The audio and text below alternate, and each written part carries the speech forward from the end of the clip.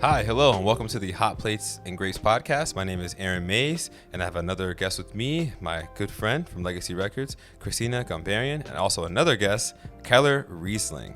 And we're super excited to partake in that.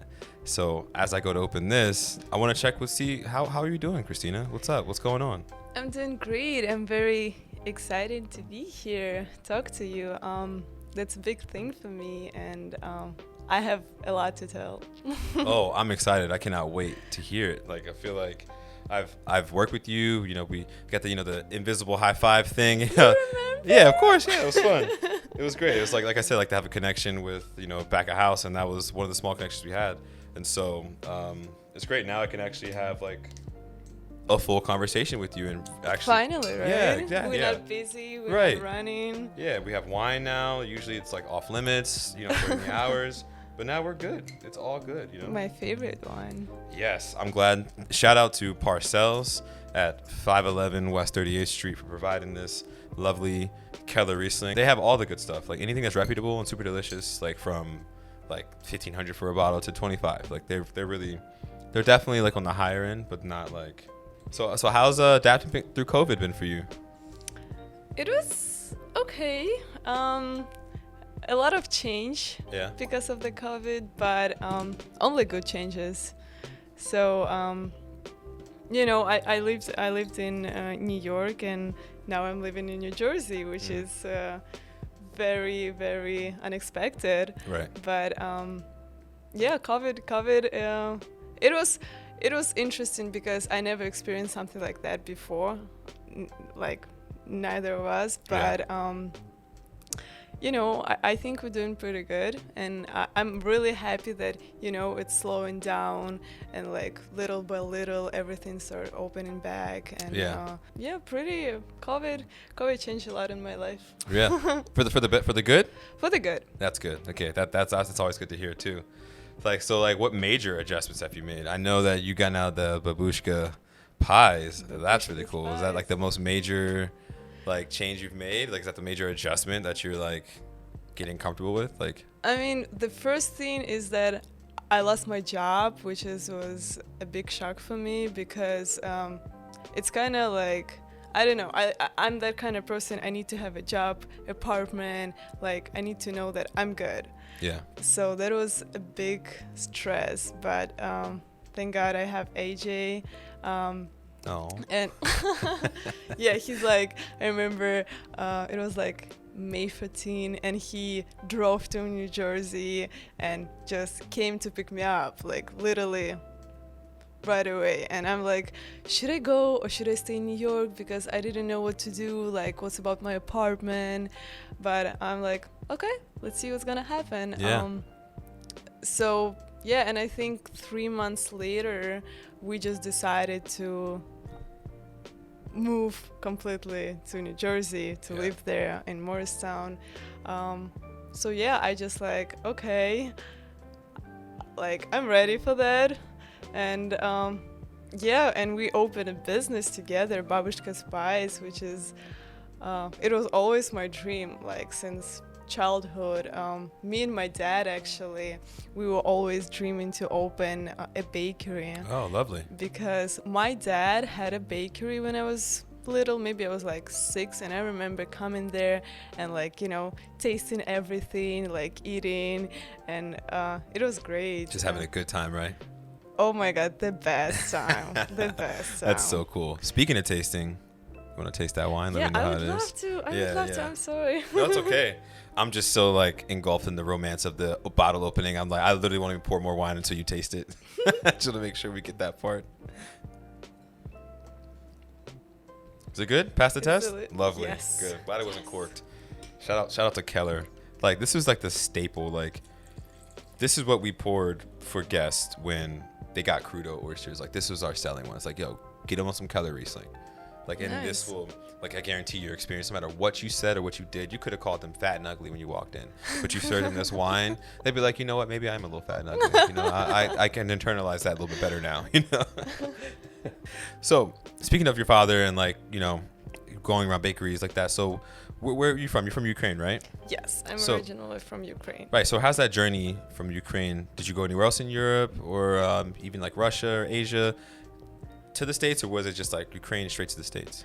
So, my dad is Armenian, and I've been visiting Armenia a lot when I was a kid because he really wanted me to like see like a culture, you know. So I really love Armenia. I have a lot of family there, but I would say that that was the only country I was traveling to. I mean, we went to Turkey one time, but that's it. So, you know, going to America was a big thing for me, and I was so nervous. I remember I was talking to my mom. I was like my English is not that good, or like I don't have friends there. I don't know anyone there. What I'm gonna do there? Yeah. You know. But this was a program. So for students in Ukraine, it's like international exchange program. Yeah. So basically, you come into States. The name of it is Work and Travel. So you come into the States for like 4 months. Yeah. You work here, travel, which is not really, but You take the train. That's traveling. okay, yeah. And you know, you experience new culture. You learn English. You try different food. Like you make friends. So it was pretty interesting. So my mom was like, you should do it. You should do it. I'm like, okay, let's see. Yeah. But to get visa, American visa was really, really hard. Still, like, it's almost impossible in my country. Yeah. It's really weird. So I was like, I'm pretty sure I'm not gonna get that visa, like 100% sure. Yeah. So I came to the interview and I'm like started talking in English, and I got the visa. Nice. And I remember I was going back home and I realized that I still have my passport. And I'm like, wait, how they gonna give me a visa if they don't have my passport? Yeah. So I came back to embassy. Yeah, you got it. And I'm like, you forgot to take my passport. And they're like, no. If we didn't take it, that means the visa is not approved. That means you didn't get it. I'm like, no way. So I was waiting Really? there. It was winter, cold, crazy weather. I was waiting. I'm like arguing with people. I want that visa. Yeah. I know what you mean. So yeah, that was quite a journey. But I'm here, and Yeah. it's been four years since I came to America. Wow. And I just fell in love with this country, with the culture, with people. How'd you get into this career path? How'd you even land this way? Because you're in the States. Like, what led you to be in the hospitality industry? So I've been working in like Russian bakery. I was assistant manager there, and you know, I didn't bake there, but I was like doing all the stuff like in office, let's say. So it was okay, but you know, in Russian community, and like I was speaking Russian, so I was like kind of bored. And then one day I just realized like I can't do that anymore. I need to change something. And I like started looking for jobs, and I saw this ad on actually Russian social media. Yeah, the guy who worked here, he like posted a picture. He's like, we need cooks. I'm like, I should try. Yeah. Like, why not? So I texted him. I came to the interview. I met Chef Henry, and I remember I'm coming to the kitchen. I'm like, oh my God, Yeah. it's beautiful. It's like a Lamborghini of kitchens there. It was so Yeah. shiny. You know, everybody was looking so nice, and I just like, oh my God, I want to work here. So I met Chef Henry, and he was like so serious, you know, with master. She's like, Yeah. you got experience? I'm like, you know, I work there and there. He was like, okay, come tomorrow. We'll see what you can do. So I came, and I worked my first day with Victor, and he was on pasta station. I just like help him clean zucchinis and stuff, nothing serious. And that's how I started working in Legacy. It was pretty tough because new team, a lot of people, and everybody was different. Like, you know, everybody was from different countries, different culture, and I was pretty shy because of my English, and I always feel shy in new companies. Yeah. So yeah, but little by little, you know, I started with Grand Manger, played in desserts, which I really loved tasting, gelatos. Love it. You know, I mean, I'm pretty sure you saw me like multiple times, literally eating ice cream during the service, because that was the best part of my day. There's a couple times it was like, you know, you got your desserts in, you see the ticket, and you see a spoon. It's like, why is there an extra spoon there? You kind of just see like, spoon goes away. It's like, oh, okay. Like, I don't blame you, because I do the same exact thing. I would probably get caught doing it somehow. So I just sit there like, let me taste this one. All right, I gotta taste that one. This one may be a little off. I need to taste to know if it's good, you know, to serve it. Chef, yes. There you go. That's all you gotta say. I need to taste this, chef. Let you know if it's good. That's it. I gotta check back in an hour later to see if it's still good. Come on, there's a process to it. I totally get it. So yeah, and after that, I moved to Crudo Station, which I really loved it. You liked the Crudo Station? Yeah, I feel like nobody liked it. I liked it because it was way easier than Grand Manger, and I felt more confident, like I knew something, you know? Nice. Because before I was like, people were telling me different things, and I'm like, okay, what should I do? Where should I go? Like, is this right? Is this wrong? Right. I remember in the beginning I was asking so many questions, and Chef Chris was like, okay, Kristina, stop. Too many questions. I'm like, okay. He's like, just follow your heart. That sounds such a Chris thing to say. Yes, but you know, that just, I still remember that. And every time I have questions, and I'm like, is this right? And then I remember those words, and I'm like, I'm just gonna follow my heart. What a good guy, Chef Chris. Shout out Chef Chris. Yeah, he's a great. I learned a lot from him. I learned a lot from Chef Henry, from every person in the kitchen. Like, I took something from each of them, and like I still trying to have like good relationship and with everybody, because I love those people. Yeah, right. They became my family, spending 5 days a week, 10 hours, and like eating together, talking, cooking. It just like. Would you consider that legacy like your turning point in your career? Absolutely. Yeah? Yeah. First thing, I realized that I really love cooking. Yeah. I mean, I love baking even more, but I always thought that it's a first step, you know, to be like in baking industry. So watching Chef Henry creating beautiful dishes, it was so inspiring. And I remember first time when he asked me to make a side dish, and I'm like, what? Really? Like, no. I'm like, I'm not ready. What am I gonna do? Yeah. And I made his. I know he really loves sweet potatoes. Yes. Yeah, you should know that. I was like, if you can think of the side, I may know the side that you're talking about.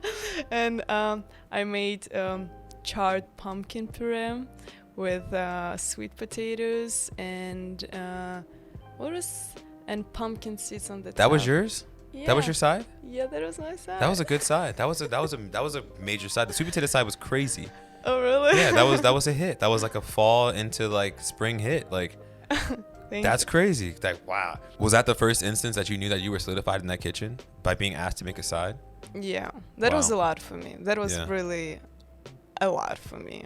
I never even thought he's gonna ask me, because I always felt like, you know, I was new in that kitchen. I was new to like the whole industry, like in general, you know. So those people, they had experience like 8 years, like 5 years, and I'm just like came there, worked Grand Manger, Crudo, and here I'm like on risotto station, and like my chef asking me to make a side. I'm like, what? Yeah.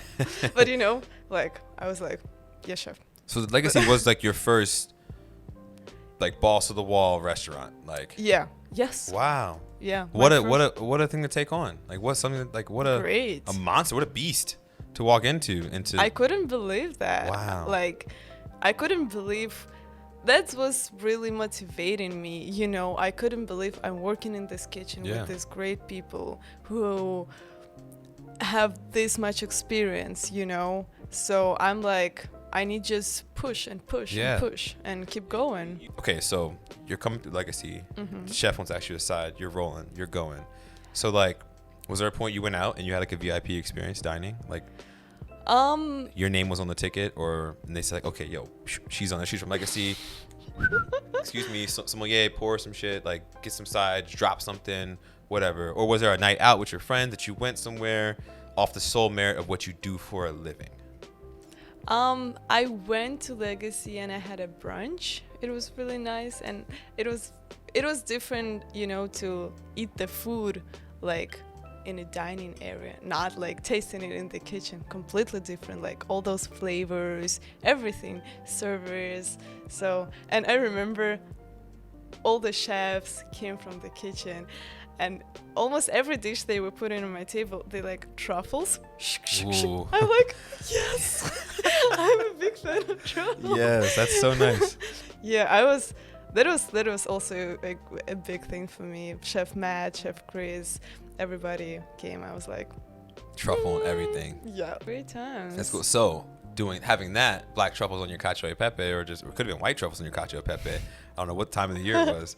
How does that compare to childhood? Even though you did taste, you know, you went to different bakeries, you tasted different food, does it still compare in some way, shape, or form?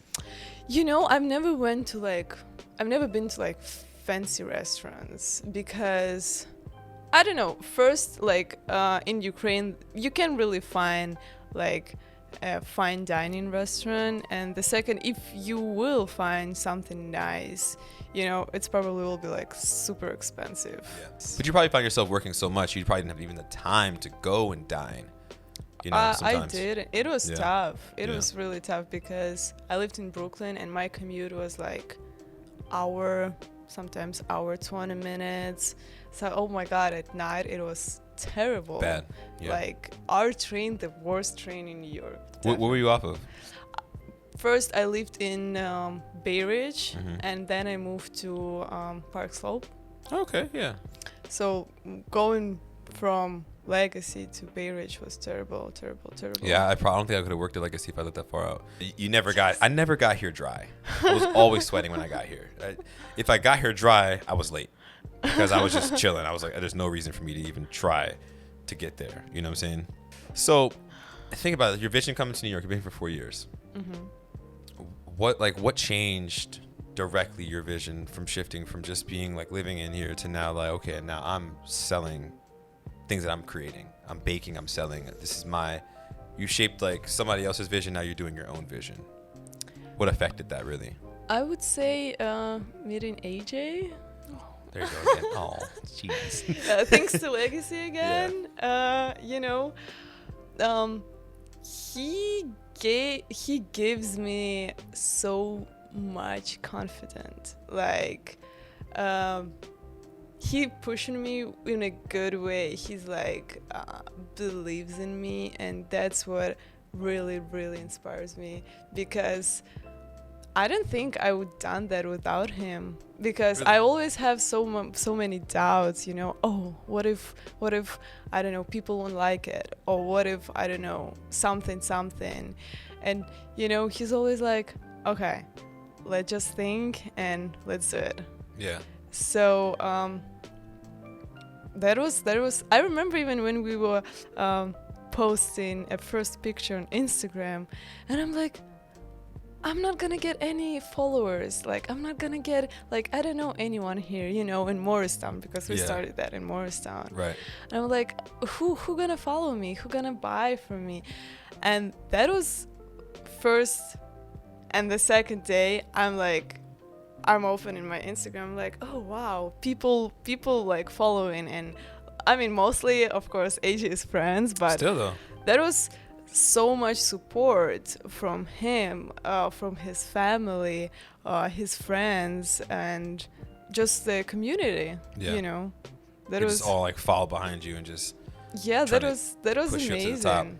And then we had this Mother's Day sale. Actually, it AJ's friend idea, Joel. He was like, you should do that. So we print like nice flyers, and we were just walking around and give like everybody flyers. Yeah. And I'm like, we'll see how many orders we'll get. And Mother's Day, and I have like 15 cheesecakes. And then I have like 3 or 5 pineapple cakes. Yeah.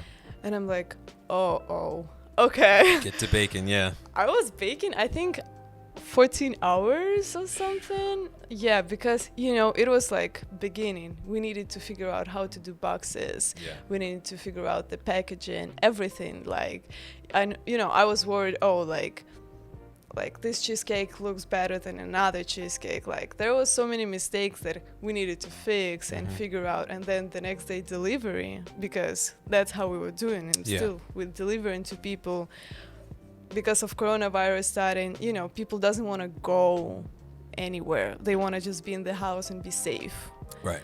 So we like delivery service and, driving back and forth, delivering to people, and everyone was so nice. They like posting pictures, like they, for me it's very important to hear the review, right, to hear what like person thinks. And I got so many of them, which I really, really appreciate. That's good. Yeah. It's like you didn't expect it at all. I didn't. That's good. That's a good unexpected thing to happen. It wasn't like, I got the orders in and I didn't have enough flour for it. Like you were able to meet those needs, but it just came at so much of it that you were like, okay, oh snap, like we got to get moving. That's cool. I'm glad you figured everything out, because it seems like it's going really, really well. So did it ever get ugly at any point? Did you ever, I know like AJ was pushing you had doubts, but did you really one day tell us like, look, I think I don't think I should follow through with this? I mean, of course there was moments when I was like, give up. Right. That's it. I can like, I don't really know why I had those moments. It just was a point when, maybe I was tired, a lot of going on, or like sometimes, I had like 5 orders a day. Sometimes I didn't have any of them. I noticed your menu expanded. You now have other options. I saw you like had like a baseline, and you like, okay, I got these new things now. You're pivoting to like almost like a higher level. Is there like what makes you feel comfortable to do more? Would you comfortable in your baking style or like your clientele? So what I noticed, like, I'm trying to do like a seasonal menus. So let's say like it's a season of peaches, I'm doing something with the peaches. But also what I noticed, people love my cheesecakes. So I'm like, I need to figure something out. And I did this menu, Cheesecakes Around the World, which has cookies and cream, which is American thing. Yeah. And then it has Japanese cheesecakes. Maybe you saw them. The jiggly one? Jiggly one. Yeah. And Russian cheesecake, which is my grandma recipe, and I've been eating that cheesecake my whole childhood. So, and then I have ricotta cheesecake, which is Italian cheesecake, and basket burn cheesecake. It's a Spanish cheesecake. Spanish cheesecake. So, but also what I want to do, and AG also want to do, we want to do like something simple, like one bite, like cookies. And last time we were in New York, we tried this bakery, Levain. They have this huge chocolate chip cookie. Oh my God, that was so good. I was like, wow, if I'm gonna do cookies, that's gonna be different, like definitely this kind of style. Yeah. So, but right now I'm helping also Esso, and it's a lot of going on. Like I'm taking social media. Yeah. As artisanal pasta, I'm trying to be involved. Like we cooking together in the kitchen. So I just need to find a time to start doing this cookie thing on Babushka Pies. Yeah. But they're sister companies, right? Yeah. So yeah. Basically, yeah, because we all this summer we were going to Black Lives Matter events, Right. and we were like same table, and people were coming, and we were like introducing each other. So yeah, we are sister and brother company. That's super nice. One feeds the other. One feeds the other. And we like helping each other. Like I'm helping Essa helping me in some point. Yeah, it looks good. I mean, like I'm looking forward to trying a tiramisu myself. I can't lie to you. I'm super stoked. To make. It's okay. I never technically paid for it, so like whatever. No. I listen. There's time. You're gonna be here for a minute, so don't worry about it. I will. Yeah. I'm sorry. It's okay. It's all good. That's what delivery service is for, right? Yes. Eventually. No, I'm gonna make the best tiramisu for you, I promise. It's just I think for baking and for bakers, it's kind of like a thing. If you find a recipe, like I have my own recipes. I actually made a cake for AJ's birthday. Yeah. Apple, my God, orange cake. This cake, the recipe is from Georgia, in like the country. So my dad the country Georgia. Yeah. Oh, okay, nice. My dad brought it, and he was like, I really want you to make this cake for my birthday. Since then, I've been making this cake for his birthday every single year. Oh. And I think that's like my favorite recipe. My whole family loved it. Everybody loved it. So I know it, and I'm baking it, and I'm just like, honestly, I ate the half of that cake. Yeah. Nothing wrong with that. So in terms of like baking and like pastries and dessert in restaurants, like how important do you find it? Do you think that's like the perfect, like get you some sweets right after a great meal and that's this perfect send off? Depends, but some people, they don't really love desserts, but I think they just didn't find a right dessert, because I'm not a big fan of really sweet cakes. Like even when I'm baking for AJ's family, sometimes they're like, oh, it needs more sugar, and for me it's like perfect level of sugar. So I think you just need to find your right dessert and just go with that. But I love, after I have a nice meal, I love to have something sweet. Yeah. And usually I prefer something light. So dessert is like very important part of meal. Yeah. I mean, because I was never, like, my parents were really against desserts after a meal because they saw it as more money spent. Okay. Like, we got ice cream at home. We want to put an Eggo waffle in the toaster and put a scoop of ice cream on it. We got Hershey syrup. Make it dessert. Here's your dessert. Yeah, that's your dessert. It costs us literally nothing. But like, why go to a restaurant, spend $8 on a molten chocolate lava cake, and you're like, all right. Then I get older. Then I go to these restaurants and I'm having like their desserts at the end. Yeah, they're small and they're like bite sized, but there's so much flavor in them. And like I've had this like super savory meal. I have all this wine on my palate, and I just take a scoop of these like sweet things that are like super balanced well, but they're just packed of flavor. And I'm like, okay, that was awesome. Yeah, it's like that was so good. Perfect ending of your meal. Yeah, little espresso with your sweets. You walk out like, wow, that was really good. And you feel the full experience. You know, and like especially this. Places and restaurant in New York, they getting so creative, like these desserts on Instagram I'm watching, like you need to hit something, like there's something leaking, there's something falling leaking. I mean there's just crazy stuff, like those cheesecakes on top of milkshakes. Maybe that's too much, but still, like it's just interesting to watch and to eat. I feel you on that. And I think that's a perfect sweet note to do an intermission off of. And when we come back, we're going to talk about how New York features in your career even more. Absolutely. We'll be back.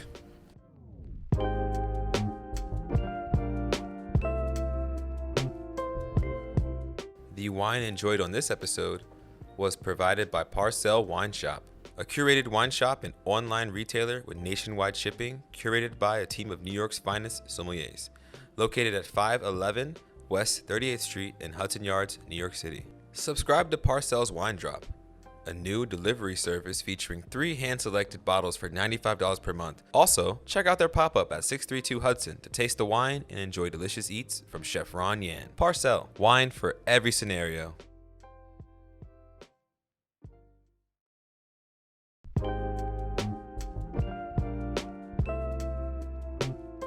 All right, and we're back.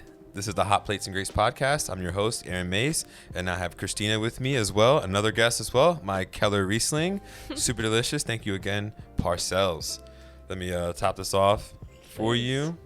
And last time we spoke, we were speaking about your accomplishments of whatnot being in New York.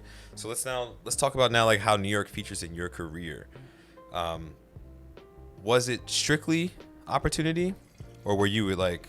I know you mentioned your inspiration, but like, do you see that yourself having an opportunity here, and were you in New York for that reason specifically? Yes. When I came to America, first, 3-4 months, I lived in Pennsylvania, and then I just decided to stay in New York. The only reason why, it's because for the opportunities, I always saying that New York, it's amazing first step. Like, can you believe I'll go to like any country in this world and they'll be like, so tell me about your life. I'm like, I've been living and working for years in New York, and they'll be like, whoa. Yeah. I mean, that's how I imagine that. Right. Because it's hard, it's tough in New York, it's not easy, like there's a lot of challenging, and I'm pretty sure if I would say in like Pennsylvania, it would have been different, like, yeah, but New York gives you definitely a lot of opportunities. It's a huge resume builder. Yeah, I can't say I love New York, but I love New York for the opportunities, because I don't feel like I'm home here. It's just too much for me. But I think I did pretty good this 4 years. So that's good. It's perfect timing to move to New Jersey, which I did. That's good. Any like artworks or any projects, anybody that was in the city that like helped guide that decision to come here? I just I was just going to eat sweets, Yeah. And actually Chef Claudio, which is the legacy record baker, I really loved how he was working with desserts, and every time I was going upstairs to bake it, I was like, what are you doing? What's that? Yeah. And every time I was thinking like, okay, one day I will be here by your side. Yeah. He was a big inspiration for me, and every time like he was plating desserts, it was so like interesting for me to watch, to see how he's doing that. And yeah, that's cool. That's what's up. That's good, because like not everybody has their muse and inspiration when they come. They get so jaded, they get so taken by the whole city, they're like, they don't know how to like what to focus in on. I'm glad you found your right avenues, and like you are where you are now. Like, it's great, and it all seemed to tie in so well for you. So now, speaking about like people in the hospitality industry, speaking of Claudia's baking, he kind of showed you a way. Was the hospitality industry like a grabbing point for you to keep you in the city for that time being? Expertise, like the diversity of the cuisines, the styles of service, and just even how you order food at the counter, that type of thing.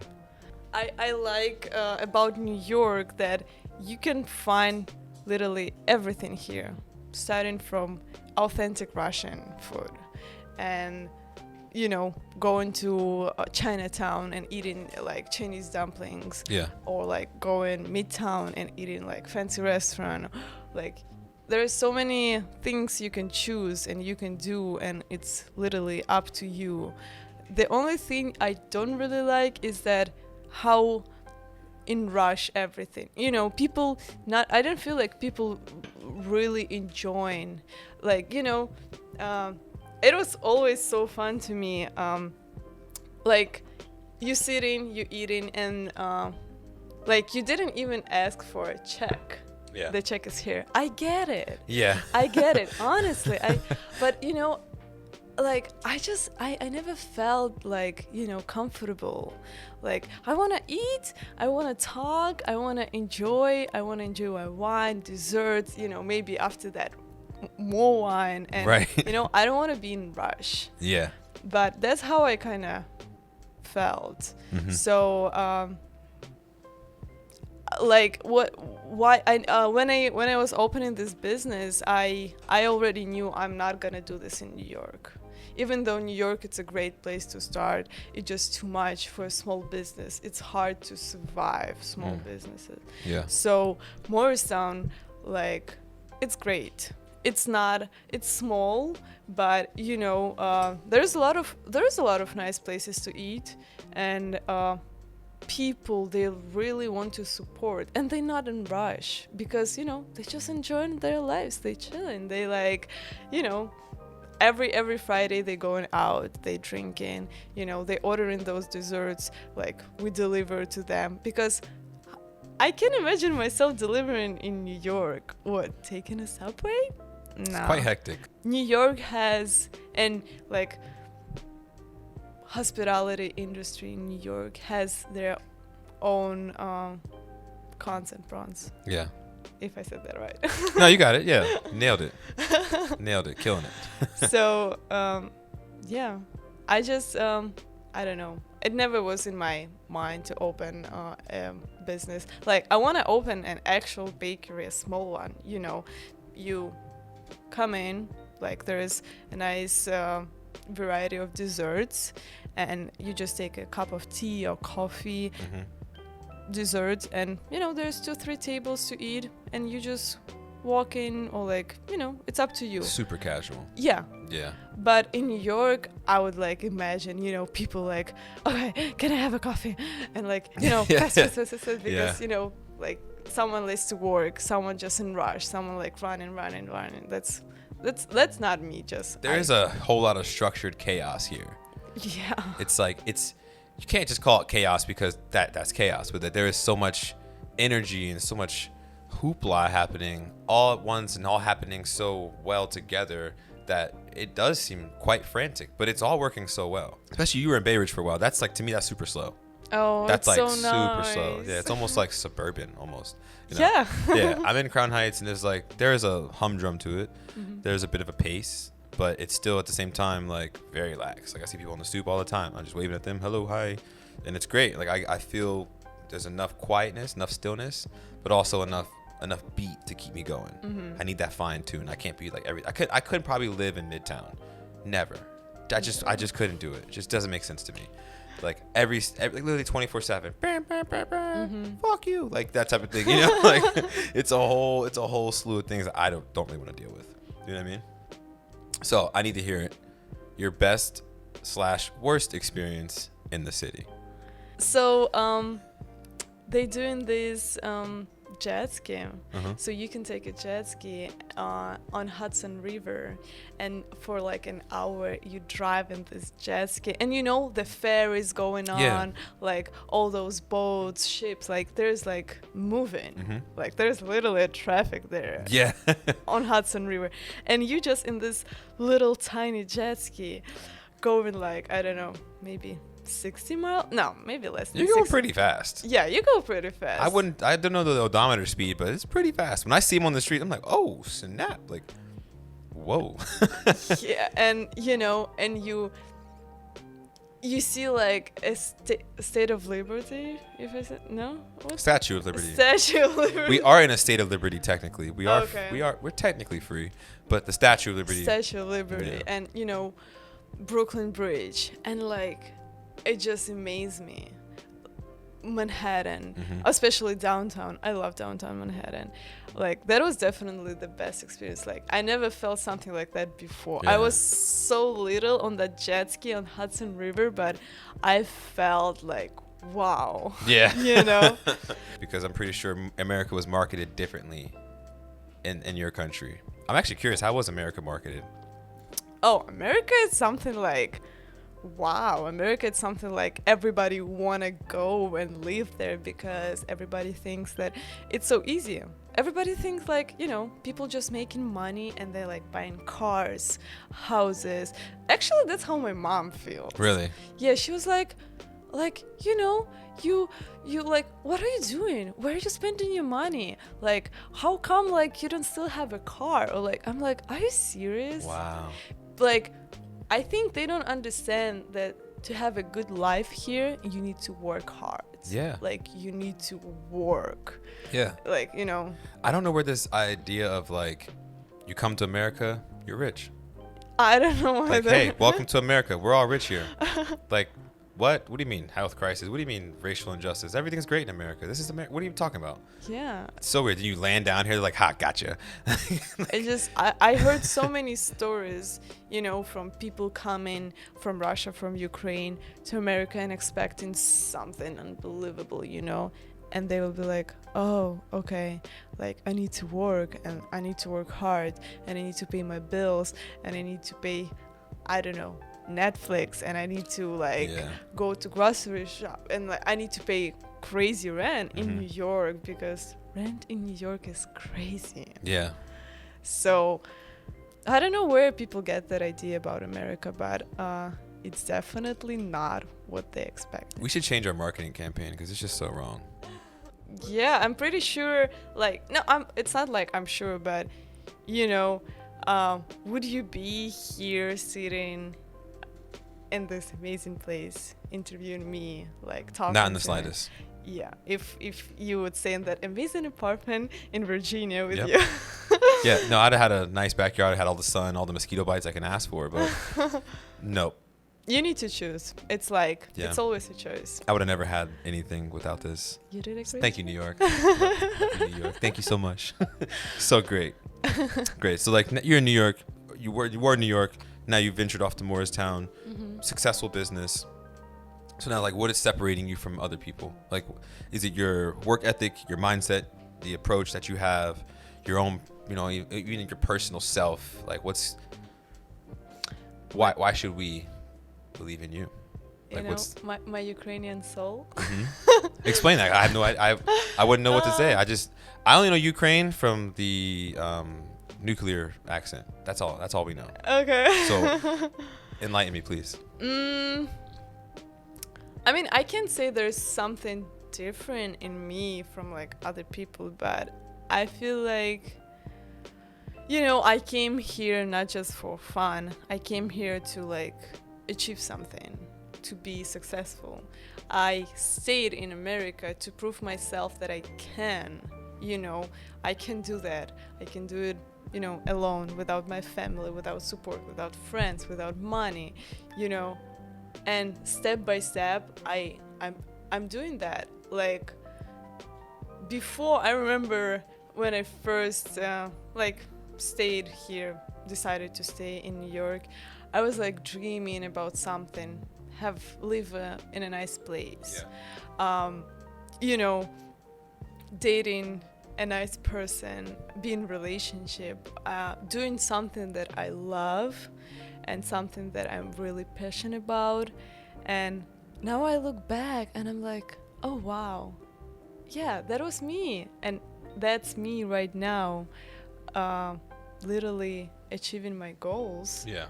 And it's great. I'm very proud of myself. I'm very proud of AJ. I'm proud of us. What are we doing for this business, for our future? What plans we there's so many plans, and I'm pretty sure we just need time, I would say. Yeah.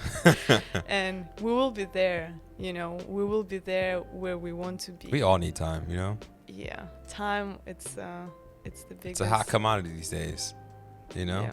What you gonna do with it? I think you're making the most of your time, though. I think you're doing well. You're not on your butt doing nothing. You're doing something. So that's a good use of time in the life you have. Utilizing it very well. That's awesome. So like why now? Why do you feel like now it's necessary to have your own, above all things? Like you could just be chilling, could just be doing, I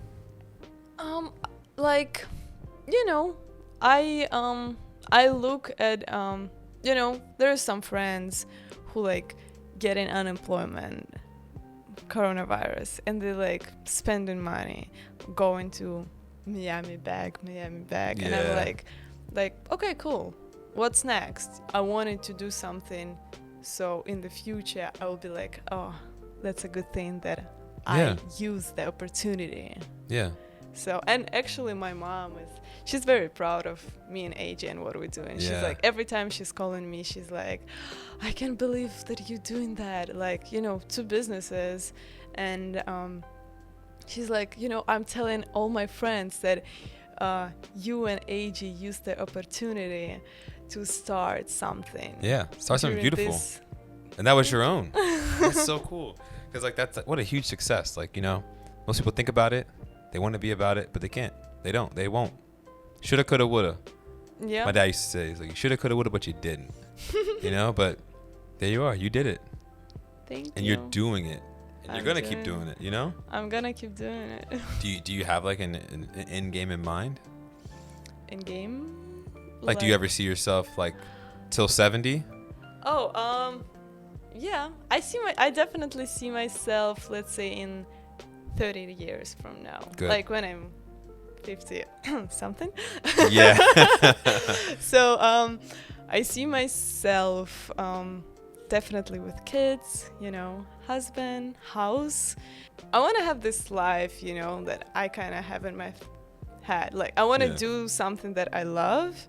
I want to be loved. And it seems like you have like-minded people in your area and around you that think the same way. So it appears, so good, so great. I low-key envy that feeling, but my time will come too as well. You know, it's all about taking it in a stride. Some people get it early, some people get it later. It'll come.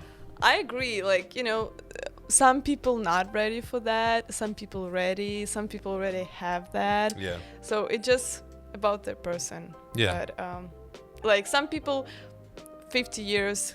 They like, oh, I will be traveling. I'm gonna have all the money in the world, and I'm just gonna be travel. I want to travel too, but you know, family. It's always was my priority. Right. So. Right. I've definitely got around to the idea of family first. Mm-hmm. It's kind of weird to say that, but it's like I do value the familial part of things way more than like a friendship, because like throughout life's experiences, you realize your friends ain't really your family. You know what I mean? So. And that's why I think like, you know, AJ starting business as artisanal pasta with not his just friends, with his family. Yeah. Because, you know, and I'm kind of becoming a part of that too, which is great. So good. Yeah, be absorbed, you know? Look how time happens, right? In like a year and a half, right? Boom. All that stuff's happening. Yeah. How awesome. So, I mean, you're looking to stick around. That's super great. I love that. But now is a time for you to plug in all those things that you want to stick around. Plug in your family, any charities you're getting down with, any organizations, your business, people that you know and love. Shout them out. Now's your time. I definitely want to shout out to AJ. He knows. I think where I am, it's because of him. And we're going there step by step. We're doing what we want, and I just love you and thank you. And my mom, she's a big support for me. Like, you know, she's a woman who's like telling me things, even though sometimes I don't listen, but she's doing a great job. My best friend, always there, always supporting me. All the legacy team, definitely.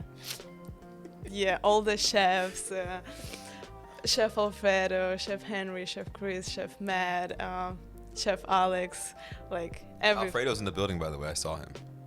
He is? I swear. Yeah, he's I saw him in the bake shop, and I was like, during intermission, I was like, what? Gave him a big hug. I was like, fuck COVID, bro. I'll give you a hug. It's literally if he's 5 still months. here, I'm just gonna like run there and just He said he'll be here all night, so. Okay. Yeah, so we'll definitely squeeze that one in. For sure, yeah. It's just like, I miss all of them. Yeah. I really do. You know, like AJ was saying, there's a lot of people I want to say thank you, but, you know, it's just not really coming to me. Right. I want to say thank you for I want to say thank you to AJ's family who really support me during this time. I moved to their house. I lived with them during this coronavirus thing. You know, we were there for each other. I wanna say just to every person in my life who was, you know, when I start this business, so many people reach out to me and they're like, "We're so happy for you. You can do it," because they know that's what I want to do. Yeah. So I just want to say to everybody who supports me and everybody who's there, and even to everybody who's buying my desserts, my cakes, my cheesecakes, just thank you. You're the best. Yeah, you make the world go round. I'll raise my glass to that, you know, for sure. And if you could, first, I do want to say thank you so much for being on my show.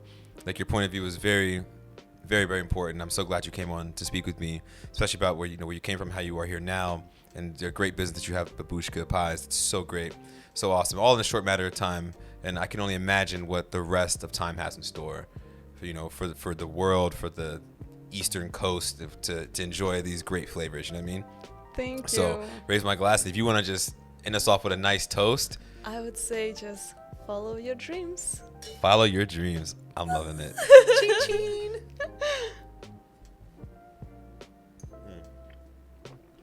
It's been a Wow. pleasure. It has been a pleasure indeed. Yeah, this wine went great with the conversation. How do you feel about it? It's amazing wine. Lovely, yeah. I love Riesling. Mm. Love it. I'm definitely gonna take a picture.